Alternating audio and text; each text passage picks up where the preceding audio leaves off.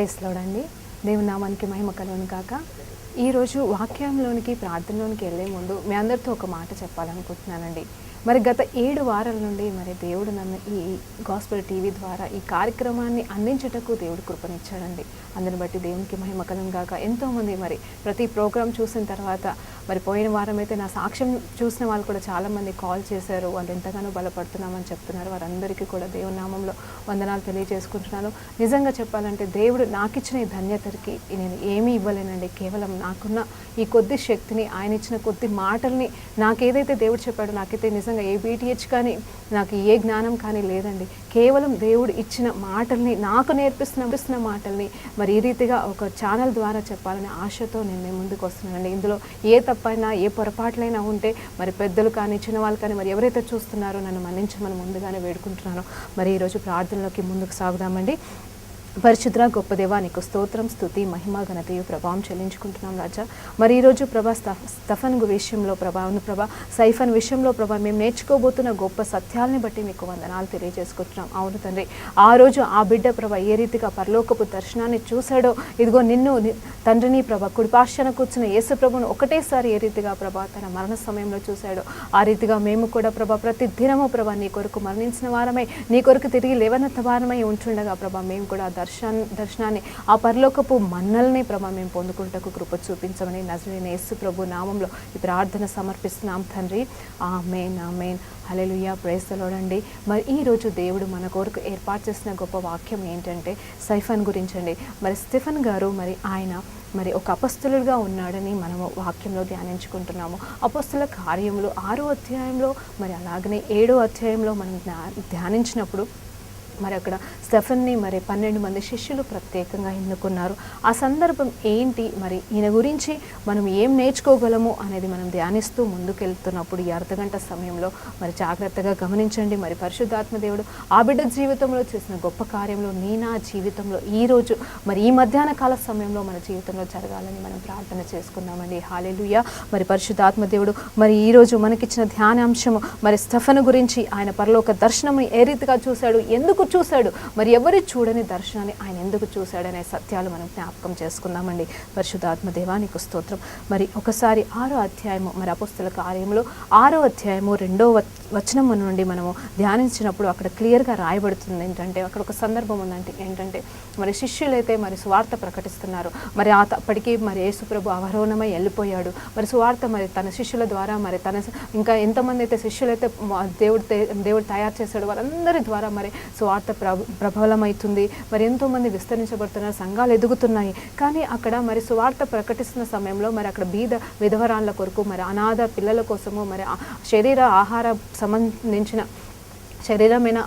శరీరానికి సంబంధించిన ఆహారము, మరి అలాగే మరి కావలసిన వసతులు, మరి వారికి కావాల్సిన చూసుకోవడానికి మరి శిష్యులకి సమయం లేక మరి ఏ రీతిగా అంటే మరి అక్కడ అల్లలం జరుగుతుందని, అంటే డిస్టర్బెన్సెస్ జరుగుతున్నాయి. ఎందుకంటే న్యాయం చేయలేని పరిస్థితిలో ఉన్నారు. న్యాయం అంటే మరి ఏదో అన్యాయం చేయడం అని కాదు, కానీ అంటే మరి వాళ్ళు బిజీ అయిపోతున్నారు. పరిచర్య ఎదుగుతుంటే మరి మనుషులు చేసేవారు తగ్గిపోయారు. మరి ఆ పరిచర్యకి ఎంతోమంది వస్తున్నారు. కాబట్టి మరి ఆ 12 మంది శిష్యులు ఒక తీర్మానంలోకి వచ్చారు. ఏంటంటే ఒక 7గురిని మరి ఆత్మపూర్ణను పరిశుద్ధాత్మ చేత నింపబడిన వారిని మరి ఎన్నుకొని వారిని మరి ఎలా అంటే ఈ శిష్యులు ఎవరైతే మరి సంఘానికి యాడ్ అవుతున్నారో వారిని మాత్రమే కాకుండా మరి అనాథ బిడ్డల్ని, మరి విధవరాళ్ళని చూసుకోవడానికి, వారికి కావాల్సిన వసతులు మరి వారిలో చూసుకోవడానికి మరి ప్రత్యేకంగా మరి ఒక 7గురిని ఏర్పాటు చేసుకున్నారండి. అందులో మరి మొట్టమొదటి వాడు స్టెఫన్ గారే ఉన్నారు. మరి స్టెఫన్ గారి గురించి మనం ధ్యానిస్తే మరి ఆయన యేసుప్రభు సమయంలో మరి ఉన్నాడా అంటే బతికైతే ఉన్నాడేమో, కానీ మరి ఆయనతో జీవించాడా లేకపోతే ఒక శిష్యుని ద్వారా మరి శిష్యరికంలోకి వచ్చాడా అనేది నాకు బైబిల్లో తెలియలేదు. కానీ తను మాత్రము ఒక శిష్యుడిగా మరి అపొస్తలుల చేత ఎన్నుకొనబడిన వాడిగా ఉన్నాడండి. ఒక్కసారి నేను 6వ అధ్యాయము 2వ వచనం మీకోసం చదువుతానండి. హల్లెలూయా. మరి అప్పుడు 12 అపొస్తలులు తమ వద్దకు శిష్యుల సమూహమును పిలిచి, మేము దేవుని వాక్యమును బోధించుట మాని ఆహారము పెట్టించుట యుక్తము కాదు. కాబట్టి సహోదరులారా, ఆత్మతోను, చూడండి ఇక్కడ, ఆత్మతోను జ్ఞానముతోనూ నిండుకొని మంచి పేరు పొందిన 7 మనుషులను మీలో ఏర్పాటు చేసుకొనుడి. చూసారండి, ఈ రీతిగా మరి ఆత్మతోనూ జ్ఞానముతోనూ నింపబడిన వారిని 7గురిని మీరు ఏర్పాటు చేసుకోండి అని అక్కడ సంఘస్థులకి వాళ్ళు చెప్పారటండి. హల్లెలూయా. మరి ఆ తర్వాత మరి 5వ వచనంలో చూస్తే ఈ మాట జనసమూహం అంతటికీ ఇష్టమై వారు విశ్వాసముతోనూ పరిశుద్ధాత్మ చేత నింపబడిన స్తెఫను, ఫిలిప్పు అని చెప్పేసి రాయబడిందండి. అంటే చూడండి ఇక్కడ మరి ఆ విశ్వాసముతోనూ పరిశుద్ధాత్మ చేత, చూడండి ఇక్కడ ముందైతే మరి అక్కడ ఆత్మతోనూ జ్ఞానముతోనూ, మరి ఇక్కడ చూస్తే విశ్వాసముతోనూ పరిశుద్ధాత్మ చేత నిండుకొనిన స్టెఫను అని చెప్తున్నాడు. స్టెఫన్ మరి ఎవరి స్టెఫన్? ఆత్మ చేత, జ్ఞానము చేత, మరి పరిశుద్ధాత్మ చేత, విశ్వాసము చేత నింపబడిన వాడిగా మరి ఇక్కడ బైబిల్ సాక్ష్యం చెప్తుందండి. హల్లెలూయా. బైబిల్లో ఉన్న ప్రతి మాట సత్యం కాబట్టి అవును, ఆయన సంపూర్ణుడిగా మరి దేవుని బిడ్డగా, దేవుని సాక్షిగా, దేవుని చేత నింపబడిన బిడ్డగా ఉన్న వ్యక్తిగా ఉన్నాడండి. మరి అలాంటి బిడ్డను మరి ఇక్కడ 12 మంది శిష్యులు ఎన్నుకొని మరి ఆ సంఘాన్ని నడిపించడానికి, సంఘం అవసరతలు తీర్చడానికి వాడబడుతున్నాడండి. హల్లెలూయా. మరి ఒక్కసారి ఇక్కడ 7వ అధ్యాయం కూడా చూసినప్పుడు దేవు 7వ వచనము చూసినప్పుడు అండి, దేవుని వాక్యము ప్రబలమై శిష్యుల సంఖ్య యెరూషలేములో బహుగా విస్తరించును, మరియు యాజకులలో అనేకులు విశ్వాసమును లోబడిరి. అంటే ఇంకా విస్తారంగా మరి పరిచర్య మరి ముందుకు సాగుతున్నట్టండి. అప్పుడు 8వ వచనంలో చూస్తే సైఫను కృపతోనూ బలముతోనూ నిండినవాడై ప్రజల మధ్య మహత్ కార్యములు గొప్ప సూచక క్రియలు చేయుచున్నవాడండి. చూడండి, ఆల్రెడీ 4 ఆధ్యాత్మికమైన విషయాలు ఆయనలో నింపబడి ఉన్నాయి. ఒకటి ఆత్మతోనూ, జ్ఞానముతోనూ, మరి విశ్వాసముతోనూ, పరిశుద్ధాత్మ చేత అని చెప్పేసి 2వ వచనంలో 5వ వచనంలో ధ్యానించడం. మరి ఇప్పుడు 8వ వచనంలోనికి వచ్చేసరికి ఆయన కృపతోనూ బలముతోనూ నిండిన వాడంట. హల్లెలూయా. మరి ఇన్ని స్వభావాలతో, ఇన్ని దైవికమైన అంటే పరలోక సంబంధమైన జ్ఞానముతోనూ, పరలోక సంబంధమైన ఫలములతోనే నింపబడిన వాడై మరి ఈ బిడ్డ నింపబడి ఉన్నాడటండి. మరి అతను మరి భయము లేని వాడుగాను, మరి ఎలా అంటే మరి వచ్చిన వారందరినీ, వారిని కేవలం సంఘస్థులు అందరినీ చూసుకోవడం మాత్రమే కాదు, వారికి మరి ఆత్మీయ ఆహారం కాదు కానీ మరి ఫిజికల్ ఫుడ్ని పెడుతూ మరి వాళ్ళందరికీ దీవెనకరమైన బిడ్డగా ఉండడం మాత్రమే కాదు కానీ మరి అతను అక్కడ రియల్గా చెప్పాలంటే 12 మంది శిష్యులైతే మరి ఆ బోధ విషయంలో, వాక్యం విషయంలో బిజీ అయిపోయారు, ప్రార్థన విషయంలో బిజీ అయిపోయారు. వీరు మాత్రం మరి ఫిజికల్ పనుల విషయంలో, మరి అంటే సంఘానికి సంబంధించిన పరిచర్య విషయంలో మరి ఎన్నో పనులు ఉంటాయి. మనం ఒక సంఘాన్ని తీసుకుంటే మరి ఖచ్చితంగా మరి చైర్స్ అరేంజ్మెంట్స్, క్లీనింగ్ చేసేయడము, లేకపోతే టైమింగ్స్ చూసుకోవడం, ఎన్నో రకాల పనులు ఉంటాయండి ఒక సంఘానికి. మరి సంఘం అంటే కేవలం డైరెక్ట్గా పాస్టర్ గారు వచ్చి స్టేజ్ మీద అలంకరించి వాక్యం చెప్తే అది సంఘం అయిపోయిందండి. కానీ దానికంటే ముందు ప్రిపరేషన్స్ అనేవి చాలా ఉంటాయి. కావాల్సినవి వనరులు కావాలి. మరి లాస్ట్కు ఇట్లా ఎలా అంటే మైక్ సెట్సే కావచ్చు, మరి మ్యూజిక్ సిస్టమ్స్ కావచ్చు, మరి బ్యాక్గ్రౌండ్ మ్యూజిక్ కావచ్చు, అది ఏదైనా సరే మరి పక్కన చూస్తే మరి ఆరాధికులు ఉంటారు. మరి ఈ రీతిగా ఒక్కొక్క పనిలో ఉంటారు. మరి అంత మాత్రమే కాదు, సంఘంలో మరి ప్రార్థన అవసరతలు చూసుకునే వాళ్ళు ఉంటారు, మరి ఇతరులని బలపరిచే వారు ఉంటారు. ఇలా ఒక్కొక్కరికి మరి మనము తెలుసుకున్నట్టుగానే మనకు తెలిసిన వాక్యంలో ఉంటుంది కదండి, మరి 5 రకాల పరిచర్య కూడా ఉంటుందని చెప్తున్నారు. సరే, ఏదేమైనా సరే ఇక్కడ మనం సైఫన్ గురించి మనం మాట్లాడుకుంటున్నప్పుడు మరి ఆయన అన్ని రకాలుగా మరి ఏ రకంగానో ఒక అపోస్తలుడికి తక్కువగా లేడు. ఒక యేసు ప్రభు చేత ఎన్నుకోబడి మరి పౌలు లాంటి మరి పౌలైతే అప్పటికి అక్కడ రాలేదండి, సారీ అండి. కానీ మరి పేతురులాగా, యోహాను వలె మరి గొప్ప అభిషేకంలో ఉండబడిన వాడై ఉన్నాడండి. హల్లెలూయా. మరి అభిషేకంలో ముంచబడిన వాడై ఉన్నాడండి. హల్లెలూయా. మరి ఒక్కసారి మరి 8వ అధ్యాయం 8వ వచనం మరొక్కసారి ధ్యానిద్దాం. స్టెఫను కృపతోనూ బలముతోనూ నిండిన వాడై ప్రజల మధ్య మహత్ కార్యం. చూడండి, ప్రజల మధ్యలో ఆయన వెళ్ళి పుల్పిట్ని అలంకరించట్లేదు, పుల్పిట్ మీద నిల్చుని మాట్లాడట్లేదు, కానీ ప్రజల మధ్యలో ఆయన చేస్తున్న గొప్ప కార్యాలు, సూచక క్రియలు చూడండి. ఇది ఎలా జరుగుతుందంటే కేవలం ఒకటే అండి, ఆయన ఆత్మచేత నింపబడ్డాడు. మరి ఆయన దగ్గరకు వచ్చినప్పుడు కేవలం శరీర ఆహారం మాత్రమే ఇచ్చి వెళ్ళట్లేదు, కానీ సాధ్యమైనంత వరకు దేవుని కార్యాలు కూడా అతను చేస్తూ ఉంటున్నాడు. పరిశుద్ధాత్మ దేవునికి మహిమ కలుగును గాక. ఎందుకంటే ఆత్మ పరిపూర్ణులైన వాళ్ళు ఖాళీగా కూర్చోలేరండి. మరి అంత మాత్రమే కదా, ఒకసారి మనము ఫిలిప్పుని జ్ఞాపకం చేసుకుంటే కూడా ఫిలిప్ కూడా మరి స్టెఫెన్తో పాటుగా ఇంకొక వ్యక్తి అండి, 2వ వ్యక్తి అయి ఉన్నాడు. హల్లెలూయా. మరి ఆ స్టెఫెన్ కూడా మరి ఒకరోజు తన ప్రార్థన గదిలో 3 గంటల సమయంలో మరి తన పర్సనల్ ప్రార్థన సమయంలో కూర్చుని ఉన్నప్పుడు ఆత్మదేవుడు అదిగో అక్కడికి వెళ్ళు, ఆ మార్గంలో వెళ్ళు అని చెప్పేసి నపుంసకుడి దగ్గరికి కూడా వెళ్ళాడటండి. మరి అతను కూడా మరి కేవలము మరి వీరికి పరిచర్యలుగా ఉండడానికి, మరి సంఘానికి పరిచర్య చేయడానికి మరి ఏర్పాటు చేయబడిన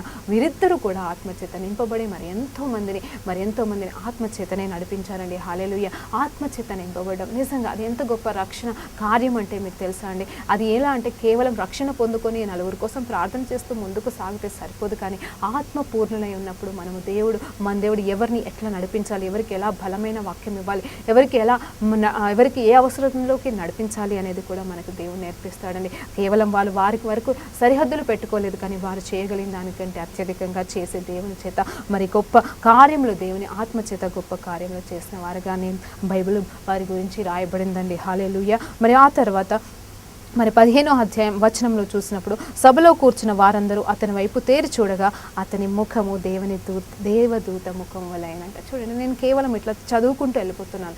అసలు విషయంకి ఒక్కసారి ఆలోచిస్తే అసలు స్టెఫెన్కి ఎన్నో ఆటంకాలు వచ్చేయటండి. ఆయన పరిచర్య చేస్తుండే సద్దుకేలు కావచ్చు, వేరే వాళ్ళు కావచ్చు, వేరే విశ్వాసులు కావచ్చు, మరి వాళ్ళు వచ్చి ఏమంటున్నారంటే అతని మీద ఒకలాగా ఎలా అంటే దూషణలు చేస్తున్నారు. నువ్వు కరెక్ట్గా చేయట్లేదు, నువ్వు ఇది చేస్తున్నావు అది చేస్తున్నావు అన్నప్పుడు కానీ అతను మాత్రం భయపడట్లేదంట. మరి సువార్త విషయంలో భయపడట్లేదంట. మరి ఎంతోమంది తను చంపడానికి వచ్చారు, మరి ఎంతోమంది తన గురించి వ్యతిరేకంగా మాట్లాడుతున్నారు. తనైతే ఒక్క దగ్గరే ఉన్నట్టుగా మరి బైబిల్ చెప్తుంది. మరి శిష్యులైతే 12 మంది శిష్యులైతే వేరే చోట్లకి వెళ్ళి పరిచర్య చేస్తున్నారు, తిను మాత్రం ఒక్క దగ్గరే ఉన్నాడటండి. హల్లెలూయా. మరి ఇక్కడ క్లియర్గా రాయబడింది, ఎప్పుడైతే అతని గురించి వాదిస్తున్నారో అతన్ని ఎదురుగా పెట్టి మరి తన్ని మరి ఆ మూర్ఖ స్వభావంతో ఉన్న మనుషులు వచ్చి నువ్వు ఇలా చేస్తున్నావు అని చెప్పేసి తన గురించి చెడుగా మాట్లాడుతున్నప్పుడు అతని ముఖం అంట దేవదూత ముఖం వల్లే వారికి కనపడనంట. హల్లెలూయా. చూడండి, దేవదూత ముఖం, ఆయన నిజంగా ఒకసారి ఆలోచించి దేవుని ముఖము కంటే మరి దేవుని ముఖం అయితే మనం చూడలేము, కానీ దేవదూతలు చాలామంది చూసిన వాళ్ళు ఉంటారు.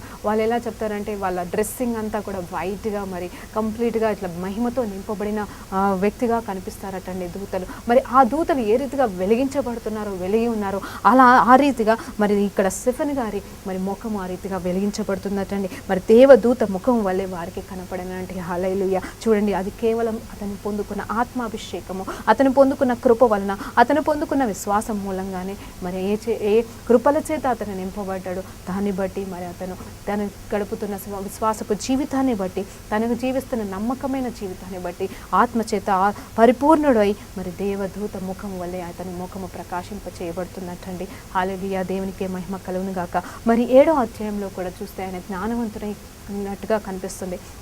మరి అతను ఏం చేస్తున్నారు తెలుసా అండి, మరి ఎప్పుడైతే వాళ్ళందరూ దూషిస్తున్నప్పుడు మరి ప్రధాన యాజకులు కావచ్చు, వేరే వాళ్ళు మరి సద్దుకేలు పరిసయ్యులు లాంటి వాళ్ళు కూడా వచ్చి అతన్ని దూషిస్తున్నప్పుడు అతన్ని మరి తిరస్కరిస్తున్నట్టు, ఇదిగో మోసెస్కి వ్యతిరేకంగా మాట్లాడుతున్నాడు, దేవుని దూషిస్తున్నాడు అని చెప్పేసి అతని మీద నిందలు వేస్తున్నప్పుడు అతను ఏం చెప్తున్నాడు తెలుసా అండి. మరి 7వ అధ్యాయం కంప్లీట్గా చూస్తే మరి కనీసం దాంట్లో 60 వచనాలు ఉన్నాయండి. ఆ 60 వచనాల్లో కనీసం 50 వచనాల వరకు ధ్యానిస్తే ఆయన కంప్లీట్గా ఆది కాండము నుండి మరి యేసు ప్రభు వరకు జరిగిన సంఘటనలన్నింటినీ కూడా మరి క్లుప్తంగా మరి వివరించడం జరిగింది. హల్లెలూయా. ఎంతో గొప్ప జ్ఞానంతో కూడిన బిడ్డగా ఇక్కడ కనిపిస్తున్నాడు. ఎలా అంటే మరి అబ్రహాము ఏ రీతిగా మరి విడిచిపెట్టాడు, మరి దాని దేశాన్ని విడిచి ఎలా వచ్చాడని అక్కడ రాయబడింది. ఆ తర్వాత మనం అబ్రహాం సంతానంగా ఎలా పిలవబడ్డామని రాయబడింది. ఆ తర్వాత దేవుడు మరి యాకోబుని గురించి రాయబడింది అక్కడ. మరి ఆ తర్వాత మోజెస్ని ఎలా దేవుడు పిలిచాడనేది రాయబడింది. ఆ తర్వాత యేసు ప్రభు మన కొరకు ఎలా మరణించాడని రాశాడు అని అంటే రాయబడింది. అంటే అతను అక్కడ వివరిస్తున్నాడటండి. ఎవరికి మరి అక్కడ ప్రధాన యాజకుల మధ్యలో మరి ఎవరైతే తను ప్రశ్నిస్తున్నారో వాళ్ళకి జవాబు ఇస్తున్నాడు. ఎంత బోల్డ్నెస్తో ఇస్తున్నాడటంటే, నేను చేస్తుంది తప్పు కాదు, నాలో అబద్ధము లేదు, మీరు ఆరాధిస్తున్న పరమ దైవము గురించి మరి ఇది చూస్తే పాత నిబంధనలు ఉన్న సత్యాల గురించి మరి ఆ పరిసయ్యులకు సద్దుకులకి చెప్తున్నాడటండి. హల్లెలూయా. దేవునికే మహిమ కలుగును గాక. ఆయన జ్ఞానం చేత కూడా నింపబడిన వాడని 7వ అధ్యాయంలో మనం చదివినప్పుడు తెలుస్తుందండి. హల్లెలూయా. మరి ఒక్కసారి నేను ఒక మాట మిమ్మల్ని అడగాలనుకుంటున్నానండి. ఈ మధ్యాహ్న కాల సమయంలో దేవుడు తనకు ఒక కృపనిచ్చాడండి. ఏంటి తెలుసా, కేవలము ఆయనకు అప్పచెప్పిన బాధ్యత ఓన్లీ ఎలా చూసుకోవాలి, వాళ్ళు వచ్చిన వాళ్ళకి ఆహారం పెట్టాలి, వాళ్ళని నడిపించాలి, వాళ్ళకి ఏమన్నా కనీస అవసరతలను తీర్చడం వరకే ఆయన పని కదండి. మరి ఏ రీతిగా ఇవన్నీ చేసుకుంటూ వెళ్ళిపోయాడని మీరు ఎప్పుడైనా ఆలోచించారా? ఒకసారి సంఘంలోకి నేను వెళ్ళినప్పుడు, అంటే నేను ఒక సంఘస్థురాలుగా ఉన్నాను, మరి ఒక బిలీవర్గా నేను సంఘాలకు వెళ్తూ ఉంటాను, చాలామందిని గమనిస్తూ ఉంటాను. వారు ఎలా ఉంటారంటే మరి ఏదో మరి బాధ్యత అప్పచెప్పేశారు కదా అని చెప్పేసి చేయడం ఒక డ్యూటీ లాగా, ఒక నార్మల్ డ్యూటీ లాగా చేస్తున్నారే. కానీ హల్లెలూయా, మరి నిజంగా అడుగుతున్నానండి, మరి నిజంగా పరిచారకులు చేస్తున్నారేమో మీరు సంఘంలో, మరి ఆఫరింగ్లు కలెక్ట్ చేస్తున్నారేమో, లేకపోతే కమ్యూనియన్ ఇస్తున్నారేమో, అక్కడ అషరింగ్ మార్నింగ్ జాబులు చేస్తున్నారేమో, మరి మీరైతే దేవుని కొరకే అని నిలబడుతున్నారు, కానీ మీ హృదయం ఎలా ఉంది? నేను ఆ ప్లేస్లో లేను, ఆ పుల్పిట్లో నేను లేను, మరి ఇదేం చేసినా దేవుడు చూస్తాడా అని నిస్సహాయ స్థితిలో మీరున్నారండి. కాదండి, అలా కాదు. చూడండి, స్టెఫెన్ కూడా అలా అనుకుని ఉంటే 12 మందిల కంటే నాకేం తక్కువ, నాకు అభిషేకం ఉంది కదా, ఇదిగో నేను చేసినప్పుడు గొప్ప కార్యాలు సూచక క్రియలు జరుగుతున్నాయి కదా, నేను వాళ్ళతో వెళ్ళవలసిన వాడిని కదా, నేను ఎందుకు ఏడుగురితో పాటు ఈ మూలకి ఇక్కడ కూర్చోవాల్సిన అవసరం ఏముందని అనుకోలేదండి. దయచేసి మీరు కూడా జ్ఞాపకం చేసుకోండి. మీరు ఏ పనిలో ఉన్నాను, ఏ వృత్తిలో ఉన్నాను, సంఘానికి ముఖ్యంగా ఒక దేవుని పనిలో, దేవుని మందిరంలో పనిచేస్తున్న వారిలారా మీతో మాట్లాడుతున్నాను ఈ మధ్యాహ్న కాల సమయంలో. మీరు చేస్తున్న పనిని బట్టి మీరు కృంగిపోవద్దు. మీరు చేస్తున్న పని మీకు తక్కువగా అనిపిస్తుందేమో, మిగతా వాళ్ళతో పోలిస్తే అది చిన్న పనిలాగా మీకు అనిపిస్తుందేమో. అయ్యో ఇక్కడున్న పాస్టర్ గారు, ఇగో పాస్టర్ అమ్మ నాకు ఇంత చిన్న పని ఎందుకు అప్పచెప్పారు, నేను అంత పెద్దది కూడా చేయగలను కదా, నేను వారి కోసం ఇంత పెద్ద వాక్యం కూడా నేను చెప్పగలను కదా అని మీరు అనుకుంటూ, మరి మీరు చేస్తున్న పని నిరుత్సాహంగా నిస్సహాయ స్థితిలో మీరు చేస్తున్నారేమో. మీ అందరికీ నేను ఒక మాట చెప్తున్నానండి. ఇక్కడ స్టెఫెన్ అలా అనుకుని ఉంటే, ఇదిగో చూడండి, ఆయన పొందుకున్న దీవెనలు మరి గొప్పవేయండి. మరి మీరు కూడా ఆయన మిస్ అవ్వలేదండి. ఆయన మిస్ అవ్వనప్పుడు మీరు కూడా మిస్ కావద్దని నేను అడుగుతున్నాను. హల్లెలూయా. మీరు అడుగుతుండొచ్చు, ఎలా ఏంటి అంటే, మీకు బైబిల్ తెలియదని నేను అనుకోవట్లేదు, మీకు బైబిల్ తెలుసు. ఆయన పరలోక దర్శనాన్ని చూశాడండి. హల్లెలూయా. ఎలాంటి పరలోక దర్శనాన్ని చూశాడనేది మనం ముందుకు వెళ్తూ చూసుకుందామండి. ఒకసారి మరి 7వ అధ్యాయము 55వ వచనాన్ని ఒకసారి మీకోసం చదువుతున్నానండి. అయితే అతడు పరిశుద్ధాత్మతో నిండుకున్న వాడై ఆకాశం వైపు తేరి చూచి దేవుని మహిమను, యేసు దేవుని కుడి పార్శ్వమందు నిలిచి ఉండుటయు చూసి. హల్లెలూయా. దేవునికి మహిమ కలుగును గాకండి. ఇక్కడ స్టెఫెన్ గారు అసలు అతను చిన్న వయసులో ఉన్నాడని నేను అనుకుంటున్నానండి. మరి అతనికైతే మరి పరిచర్య కొద్దిగానే చేశాడంటే, కొన్ని సంవత్సరాలు చేసినట్టుగా మరి బైబిల్ చెప్తుంది.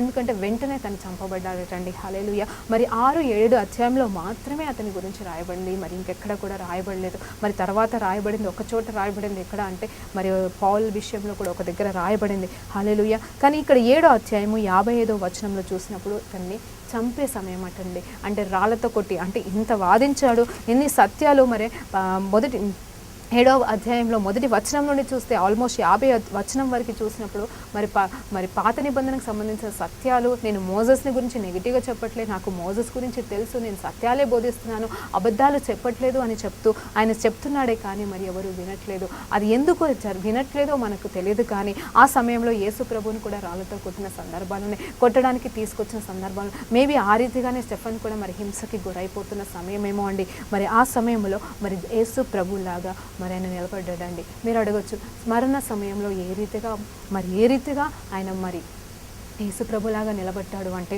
ఒక్కసారి 55వ వచనం నుండి 60వ వచనంలో మీరు కంప్లీట్గా ధ్యానించినప్పుడు చూస్తారండి. అయితే అతడు పరిశుద్ధాత్మ చేత నిండుకొనిన వాడై ఆకాశం వైపు తేరి చూసి దేవుని మహిమను, యేసు దేవుని కుడి పార్శ్వమున నిల్చుని ఉండేటా చూసినాడు. ఇదొక పరలోకపు దర్శనం కాదండి. యాక్చువల్గా ఆయన కళ్ళు మూసుకొని నిద్రలో చూస్తున్న కళ కాదండి. మరి ఏదో సడన్గా, మరి చాలామంది అంటారు నేను విజన్ చూశాను అంటారు. విజన్ అనేది ఆత్మలోకంలో మరి కళ్ళ ద్వారా కనిపించారు, ఆత్మ కళ్ళకి కనిపించేదండి. మరి ఇక్కడ స్టెఫెన్ గారు డైరెక్ట్గా చూస్తున్నారండి. హల్లెలూయా. తను అక్కడ సంఘటన ఏంటంటే, అందరూ రాళ్ళతో రువి చంపుతున్నారు, ఆయన్ని కొడుతున్నారు, ఇంకా మరణానికి చాలా దగ్గరగా ఉన్నాడు. తన శరీరం అంతా గాయాల చేత, రక్తం చేత మరి చీల్చుకొని పడి ఉందండి. హల్లెలూయా. మరి ఆ సమయంలో మరి అక్కడ ఆయన చేస్తున్న మాట ఏంటంటే పరలోకం వైపు చూస్తున్నాడటండి. ఆయన తగ్గించుకొని దేవుని వైపు చూస్తున్నాడు. అసలు చెప్పాలంటే తను పిరికివాడు కాదు. కావాలంటే నన్ను ఎందుకు కొడుతున్నారని చెప్పేసి తిరిగి వాళ్ళ దగ్గర సమాధానం చెప్పచ్చు. వాళ్ళని అసలు నన్ను కొట్టే అధికారం మీకు లేదని చెప్పేసి వాళ్ళని రిటర్న్ కొట్టచ్చు. కానీ ఆయన కొట్టట్లేదని మౌనిగా ఉన్నాడండి. హల్లెలూయా. మౌనంగా వాళ్ళు వేస్తున్న రాళ్ళని మరి గమ్మున తగిలించుకుంటూ అక్కడ దేవుని వైపు చూశాడు, పరలోకం వైపు చూశాడు. తనకు తెలుస్తుంది ఇది నా లాస్ట్ దినం, తనకు తెలుస్తుంది ఇక నేను చచ్చిపోబోతున్నాను. కానీ ఆ సమయంలో ఒక మాట అంటున్నాడు తెలుసా అండి, ఇక్కడ తను పరలోకం వైపు చూశాడటండి. నిజంగా ఒకవేళ నేను ఎవరైనా మాటలతో తిడితేనే నువ్వు దేవుడు చూడలేవే, అలాంటిది నేను మాటలతో కాదు రాళ్ళతో చంపబడుతున్నప్పుడు నేను పరలోకం వైపు చూశాడటండి. మరి పరలోకం వైపు చూడడం అంటే డైరెక్ట్గా చూడడం కాదండి. మరి అక్కడ క్లియర్గా రాయబడింది. మరి నాకు నవ్వొస్తుంది. ఎందుకు తెలుసా అండి, నిజంగా నేను ధ్యానించినప్పుడు చాలా సంతోషించాను. ఎవరు పొందుకోలేని దర్శనాన్ని మరి స్టెఫెన్ గారు చూశారండి. ఆయన చేసిన కొద్ది పరిచర్య, చిన్న పరిచర్య, నేను అనుకుంటున్నాం అది పరిచర్యనే కాదు, పుల్పిట్ మీద నిల్చుంటేనే పెద్ద పరిచర్య అని అనుకుంటున్న ఒక దాసురాల మరి నేను మీతో మాట్లాడుతున్నాను ఏంటి అంటే, అతను నిజంగా అలా పడుకోలేదు కాబట్టి ఆయన పరలోకాన్ని డైరెక్ట్గా చూస్తున్నాడండి. అదొక దర్శనం కాదు, అదొక కళ కాదు, తన కళ్ళతోనే డైరెక్ట్గా అక్కడ ఎవరిని చూస్తున్నాడు తెలుసా అండి? తండ్రిని చూస్తున్నాడు. తండ్రి కుడిపార్శ్వన కూర్చున్న యేసు ప్రభుని చూస్తున్నాడండి. హల్లెలూయా. అసలు ఎవరు చూసారండి? అది నిజంగా ఎవరైనా చూసారా? యేసు ప్రభుని ఆ రీతిగా తండ్రి కుడిపార్శ్వన కూర్చొని ఉండటము ఎవరైనా చూసారా? మనం అనుకుంటున్నాం, మనం అనుకుంటున్నామండి. ప్రతి దినము మనం ప్రార్థన చేస్తున్నాం విశ్వాసంలో, యేసు ప్రభు మన తండ్రి పక్షాన కూర్చొని, తండ్రి కుడిపార్శ్వన కూర్చొని మన కొరకు విజ్ఞాపన చేస్తున్నాడనే సత్యము తెలుసు. ఎలా ఆహరోణమైన తర్వాత తను వెళ్ళి ఒట్టిగా కూర్చోవట్లేదు, కానీ తను మన కోసం నిత్యం విజ్ఞాపన చేస్తున్నాడనే మాట మనకి తెలుసు. మనం ఆత్మీయ కళ్ళతో చూస్తున్నామేమో, వాక్యం అనే సత్యంలో మనం విని నమ్ముతున్నామేమో, ఆయన మన కోసం నిత్యం యాజకత్వం చేస్తున్నాడని విశ్వసించి ఆయనను పట్టుకొని విశ్వాసంతో నిలబడుతున్నామేమో, కానీ మరి ఆయన మనం చూడలేదండి. హల్లెలూయా. ఆయన మనం చూడలేదు, కానీ ఇక్కడ మాత్రం స్టెఫెన్ గారు డైరెక్ట్గా చూస్తున్నాడు. హల్లెలూయా. ఎంత డైరెక్ట్గా చూస్తున్నాడు అంటే తండ్రిని చూస్తున్నాడు, తండ్రి పక్కన కూర్చున్న కుడిపార్శ్వన కూర్చున్న యేసు ప్రభుని చూస్తున్నాడు. హల్లెలూయా. నిజంగా నాకెంత సంతోషం వేస్తుందంటే అది ఎవరు చూడలేదండి. ఒకసారి ఆలోచించి, మోజెస్ కూడా ఎలా చూశాడు? ఆయన ముఖాన్ని చూడలేదటండి. హల్లెలూయా. మోజెస్ కూడా మరి ముఖాన్ని చూడలేదు, మహిమను చూశాడు. తండ్రి వెనుక భాగాన్ని చూశాడు. మరి ఒకసారి పేతురు, యోహాను, జేమ్స్ వీరి ముగ్గురు కూడా మరి ట్రాన్స్ఫిగరేషన్ కొండ మీదకి ఎక్కినప్పుడు మరి అక్కడ కూడా మరి అక్కడ ఎవరిని చూస్తున్నారంటే తండ్రిని చూస్తున్నారు, ఏలియాని చూస్తున్నారు, మరి ఇంకొకరిని మోజెస్ని చూస్తున్నారట. అంటే కానీ తండ్రి కుడిపార్శ్వన కూర్చున్న యేసు ప్రభుని వారు చూడట్లేదటండి. హల్లెలూయా. ఎంత గొప్ప దర్శనము, ఎంత గొప్ప ధన్యత మరి బిడ్డ చూస్తున్నాడు. హల్లెలూయా. ఇది కేవలము తను జీవించిన విధానం అండి. తను తగ్గించుకున్న విధానం, తనకు దేవుడిచ్చిన అభిషేకం అండి. హల్లెలూయా. మరి ఇక్కడ ఇంకొక మాట అడుగుతాను. ఎవరైనా సరే మరి తను కొడుతూ చంపుతున్నప్పుడు మరి వాళ్ళు ఏడుస్తారు, లేకపోతే చివరి సమయంలో చచ్చిపోతున్న సమయంలో వారు జ్ఞాపకం చేసుకునే అంశం ఏంటంటే, ఏది పంచాలా, ఎవరికి ఆస్తులు పంచాలా, లేకపోతే నా బతుకైపోతుంది నేను భయముతో, చావని భయముతో మరి అలా చనిపోతారు. కానీ మరి ఇక్కడ 58వ వచనం నుండి మనం ధ్యానిస్తున్నప్పుడు, పట్టణపు వెలుపటి అతన్ని వెళ్ళగొట్టగా రాళ్ళు రువ్వి చంపిరి. సాక్షులు సౌలు అని ఒక యవ్వనుని పాదముల యొద్ద తమ వస్త్రములు పెట్టిరి. ప్రభువును గూర్చి మొరపెట్టుచు, ఇక్కడ చూడండి 59వ వచనంలో చూస్తే, ప్రభువును గూర్చి మొరపెట్టుచు, యేసు ప్రభువా నా ఆత్మను చేర్చుకొనుమని స్టెఫెను పలుకుచుండగా. హల్లెలూయా. చూడండి ఇక్కడ చూడండి, యేసు ప్రభువా నా ఆత్మను చేర్చుకొనుమని స్టెఫెను పలుకుచున్నాడటండి. ఎవరితో? తండ్రితో. ఏం చూస్తున్నాడు? తండ్రిని, యేసు ప్రభుని చూస్తూ, దేవా నా తండ్రి, ఇదిగో నా ఆత్మను నీకు ఇస్తున్నానని. ఈ ప్రార్థన, ఈ మాట ఎవరు చెప్పారు? కనీసం ఒకసారి ఆలోచిస్తారండి. యేసు ప్రభు శిలువ మీద మరి మరణిస్తున్న సమయంలో నా ఆత్మను నీకు అప్పచెప్తున్నానని చెప్పాడటండి. మరి అంత గొప్ప ప్రార్థన మరి ఎవరు చేయలేరండి. నిజంగా నా ఆత్మ తీసుకో దేవా అనే నిజమైన సత్యపు ప్రార్థన ఎవరు నన్ను బతికించు అనే మరణ సమయంలో అనుకుంటారేమో, కానీ ఎవరు కూడా మరి తొందరగా చనిపోవాలనుకోరు. మరి ఆయన అంతగానం యేసు ప్రభుని చూస్తున్నప్పుడు అసలు నిజంగా మనం ఎప్పుడైనా దేవుని చూసినప్పుడు మనం అసలు అన్ని విషయాలు మర్చిపోతాము. అలాంటి ప్రార్థన అనేది మనకి రాదు. అలా చూస్తే తేరిపోతాము. కానీ ఇక్కడ ఈయన ఆత్మను తీసుకోమంటున్నాడు. మరి ఇంకొక మాట కూడా అక్కడ ఉందండి. వారు ఆ తర్వాత చూడండి, నా ఆత్మను చేర్చుకోమని స్టెఫెను పలుకుచుండగా వారు అతనిని రాళ్ళతో కొట్టు. చూడండి, ఆత్మని చేర్చుకోమని చెప్తున్నాడు, ఆయనను వాళ్ళు ఇంకా రాళ్ళతో కొడుతున్నారు. అంటే ఇంకా ఆయనకి శ్రమ కలుగుతూనే ఉంది శరీరానికి. అతని మోకాళ్ళని ప్రభువా వారి మీద ఈ పాపము మోపకమని గొప్ప శబ్దంతో పలికాను. హల్లెలూయా. ఒక దిక్కు తండ్రి కుడిపార్శ్వన యేసు ప్రభుని చూస్తున్నాడు, ఒకవైపు రాళ్ళ చేత కొట్టబడుతూ చచ్చిపోతున్న పరిస్థితిలో ఉన్నాడు, ఒకవైపు నా ఆత్మని ఇస్తున్నాను దేవా అంటున్నాడు. ఒకసారి ఆలోచించండి, అసలు ఇలాంటి ప్రార్థన ఎవరు చేశారండి? వారి పాపములను క్షమించమని చేసిన ప్రార్థన, యేసు ప్రభు చేసిన ప్రార్థన. వీరేం చేస్తున్నారో వీరికి తెలీదు, వీరిని క్షమించు అనే సిలువలో మనం 7 వాక్యాలు ధ్యానం చేసుకుంటాం కదండి. మరి ఆ ప్రార్థన ఇక్కడ స్టెఫెను గారు తన మరణ స్థితిలో చెప్తున్నారండి. ఈ రీతిగా ప్రార్థన ఎవ్వరు ఎన్నటికీ చేయలేరండి. కానీ మనము ఇలాంటి ప్రార్థన చేయగలమా? కనీసము మనం కష్టాల్లో ఉన్నప్పుడు, వీరి మూలంగా మనం హింసలు పాలవుతున్నప్పుడు, దేవా వాళ్ళని అంతు చూడు, వాళ్ళ సంగతి చూడు అని చెప్పేసి చెప్పేసి అనుకుంటాము. దేవుడు నాకు న్యాయం చేయట్లేదు, ఏది న్యాయపతి ఇక్కడ కూర్చొని ఉన్నాడని చెప్పేసి మనం దేవుని మీద కంప్లైంట్స్ చేస్తాం, మనుషుల మీద కంప్లైంట్ చేస్తాం. కానీ ఇక్కడ స్టెఫెన్ గారు అలా మాట్లాడట్లేదు. డైరెక్ట్గా దేవుని చూసినప్పుడు ఒక్క మాట, దేవా నన్ను బతికించంటే ఆయన బతికించడా, దేవా ఇదిగో వీళ్ళ సంగతి చూడు నాయనా అని స్టెఫెన్ గారు అడుగుతేవారు. మరి ఆయన దిగి వచ్చి మాట్లాడ్డా. మరి అలా కాకుండా మరి యేసు ప్రభు లాగా ఇదిగో వీరేం చేస్తున్నారో తెలియదు వీళ్ళకి, కాబట్టి వీరి పాపములు వీరి మీదకి రానివ్వకుండా వారిని క్షమించమని చెప్పేసి మరి తన ఆత్మని దేవునికి అప్పచెప్పాడటండి. హల్లెలూయా. నిజంగా ఈ గొప్ప దర్శనాలు, ఈ గొప్ప మాటలు మరి దేవుడు మనకి మన జీవితంలో కూడా మనకు దయచేయనుగా. కానీ వాగ్దానంలోనికి ముందుకు సాగుదామండి. అవును, మరి ఎందుకు ఈయన ఇంత గొప్ప దర్శనం అనేది పొందుకున్నాడనేది మనం ధ్యానించడం. ఎందుకంటే స్టెఫెన్ గారి ఒబీడియన్స్, ఆయన ఇచ్చిన విధేయత జీవితము, ఆయన కంప్లీట్గా మరి సంపూర్ణంగా దేవుని చేత వాడబడిన వాడిగా మనకి తెలుస్తుందండి. మరి 59-60 వచనాలు మనం ధ్యానించినప్పుడు చూస్తున్నాము ఆయన మరి ఇతరులకి సాక్షిగా నిలబడేటండి. మరి అక్కడ పౌలు గారు కూడా ఉన్నారు. పౌలు అంటే మరి అప్పుడు సౌలుగా ఉన్న పౌలు కూడా పక్కన. మరి ఆ సమయంలో పౌలు కూడా ఎలాంటి వ్యక్తి అయి ఉన్నాడు తెలుసా అండి? అందరినీ చంపే వ్యక్తిగా ఉన్నాడు. మరి చెప్పాలంటే హీఈస్ ద వన్, తనే సాక్షిగా ఉన్నాడు అక్కడ.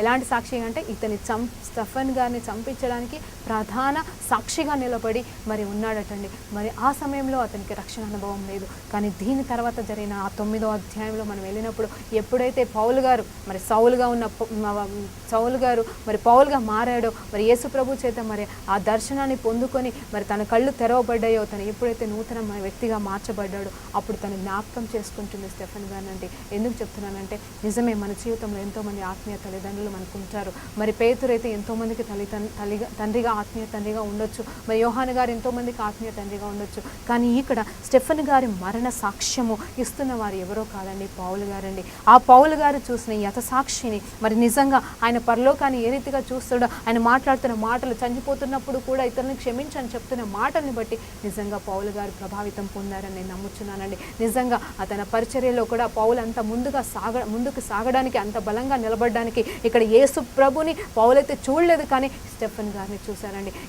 ఏ రీతిగా అయితే యేసు ప్రభు మరి మరణించాడో, యేసు ప్రభు క్షమించాడో, యేసు ప్రభు హతసాక్షిగా మారాడో, ఆ రీతిగానే హతసాక్షిగా కేవలం యేసు ప్రభు కోసం మరి హతసాక్షిగా మారిన స్టెఫెన్ గారిని చూసి నిజంగా పౌలు కూడా హతసాక్షిగా మారడానికి తను తగ్గించుకొని సంపూర్ణంగా మరి దేవునికి సమర్పించుకున్నాడని. అది కూడా ఇలా మరణమైనను నేను కూడా ఎలాంటి సాక్ష్యం ఇవ్వగలుగుతాను, మరణించినను క్రీస్తే, బతికినను క్రీస్తే, నాకు మేలే అంటున్నాడు. అంటే అలాంటి సాక్ష్యము చెప్పగలిగింది కేవలము స్టెఫెన్ తర్వాత మరి పౌలు గారండి. హల్లెలూయా. నిజమే, మన జీవితంలో కూడా ఎన్నో సంఘటనలు మరి మనము చూస్తూ ఉంటామండి. మరి స్టెఫెన్ గారు నిజంగా ఎలాంటి ఆయన జీవితంలో, ఆయన జీవించిన జీవితంలో కొన్ని కదండి 7 ప్రాముఖ్యమైన అంశాలు ఆయన పొందుకున్నాడండి. ఒకటి మరి 6వ అధ్యాయంలో చూసినప్పుడు ఆత్మచేత మరి మంచి స్పిరిట్ చేత నింపబడ్డాడంటండి. 2వది జ్ఞానం చేత నింపబడ్డాడటండి. 3వది విశ్వాసం అండి. 4వది పరిశుద్ధాత్మ దేవుడు. మరి 5వది కృపచేత నింపబడ్డాడు. 6వది బలము చేత నింపబడ్డాడు. మరి 7వ మాట కూడా ఉందండి. ఏంటి అంటే ఆయన ఆత్మచేత మాత్రమే కాదు, మహిమ చేత, దేవుని మహిమను చూడడం మాత్రమే కాదు, ఆయన సంపూర్ణంగా దేవుని మహిమలోనికి చేర్చబడ్డాడండి. ఆయన కంప్లీట్గా మహిమ స్వరూపుడిగా మార్చబడ్డాడని దేవానికి స్తోత్రం. ఆయన తండ్రి కుడి పార్శ్వాన కూర్చున్న యేసు ప్రభుని చూశాడు, తండ్రిని చూశాడు. ఎవరూ పొందుకొని ధన్యత ఈ లోకమే కాదండి, మరి రాబోయే యుగంలో కూడా అలాంటి దర్శనం ఎవరు పొందుకోలేరేమో. ఎందుకంటే మనం కూడా మరణించిన తర్వాత మరి తండ్రి దగ్గరికి వెళ్ళినప్పుడు తండ్రిని చూస్తామనే మాటనే చెప్తున్నాం. ఎందుకంటే తండ్రి, కుమార, పరిశుద్ధాత్మ దేవుడు ఒకరే ఉన్నారంట. మరి పరలోకానికి వెళ్ళిన తర్వాత మనం తండ్రినే చూస్తామంట, కానీ మరి యేసు ప్రభుని చూస్తామని నేను అనుకోవట్లేదు. ఎందుకంటే వాళ్ళందరూ మళ్ళీ ఒక్కటిగానే కనిపిస్తారటండి. ఎందుకంటే మనం ఒక్కసారి మరి పరలోకానికి వెళ్ళిన తర్వాత మరి నాకు అనిపిస్తున్న సత్యం ప్రకారం ఎలా అంటే తండ్రి కుడిపార్శ్వన ఇంకా యేసుప్రభు ఉండడు. ఎందుకంటే యేసుప్రభు మనం వచ్చి మనల్ని తీసుకొని వెళ్ళిపోయి మనతో పాటుగా అక్కడ ఉంటాడే, కానీ తండ్రి కుడిపార్శ్వన కూర్చొని మాత్రం ఉండడండి. హల్లెలూయా. కానీ మనల్ని ఆయనలోకి చేర్చుకుంటాడండి. హల్లెలూయా. ఇప్పుడు కూడా ఒక మాట చెప్తాము, మనము వాక్యంలో ఉంటుంది. ఏంటి అంటే మనం కూడా ఎఫెసీయులకు రాసిన పత్రికలో మాకు మాట చెప్తుంది, మనం కూడా we are seated in the heavenlies, మనం కూడా ఆయనతో పాటుగా పరలోకంలో యేసు ప్రభుతో పాటు కూర్చొని ఉన్నామంట. మరి ఇక్కడ స్టెఫెన్ గారు అయితే చూసి ఉన్నారు, మనమైతే కూర్చొని ఉన్నాము. హల్లెలూయా. గొప్ప ధన్యతనండి. ఎందుకంటే ప్రతి ప్రతిదినం కృప వెంబడి కృప అంటారు. దినం దినం దినం దినం కృప పెరుగుతుందండి, కృప విస్తారమవుతుంది. ఆ కృపలో మనము ముందుకు సాగుదామండి. మరి ముఖ్యంగా నిజంగా దేవుని మందిరంలో పరిచర్య పనిచేస్తున్న బిడ్డలారా మీతో మాట్లాడుతున్నాను. నిజంగా స్టెఫెన్ వల్ల మీరు నిజంగా ఒబీడియంట్గా ఉంటే మీ జీవితంలో కూడా దేవుడు ఒక్కగానొక్క సమయంలో ఏదో ఒక సమయంలో దేవుడు మిమ్మల్ని హెచ్చిస్తాడండి. హల్లెలూయా. ప్రార్థన చేసుకొని ముగించుకున్నామండి. హల్లెలూయా. దేవానికి స్తోత్రం తండ్రి. ఈరోజు మేము మాట్లాడిన మాటల ద్వారా ఇదిగో తండ్రి ఎంతమంది అయితే బలపరచబడ్డారో అందును బట్టి మీకు వేలాది కోట్లాది వందనాలు తెలియజేసుకుంటున్నాం తండ్రి. స్టెఫెన్ ద్వారా ప్రభావం మేము నేర్చుకున్న సత్యాలు మా జీవితంలో కూడా అనుసరించుకొని మేము కూడా పరలోకంలో ఉన్న నీ మహిమను నీ దర్శనాన్ని మాత్రమే చూడడం కాదు, కానీ ఈ లోకంలో మేము దాన్ని ప్రకటించుటకు కృప చూపించమని యేసయ్య నామములో ప్రార్థనంతో అడిగి వేడుకుంటూ పొందుకుంటున్నాం తండ్రి. ఆమేన్. హల్లెలూయా.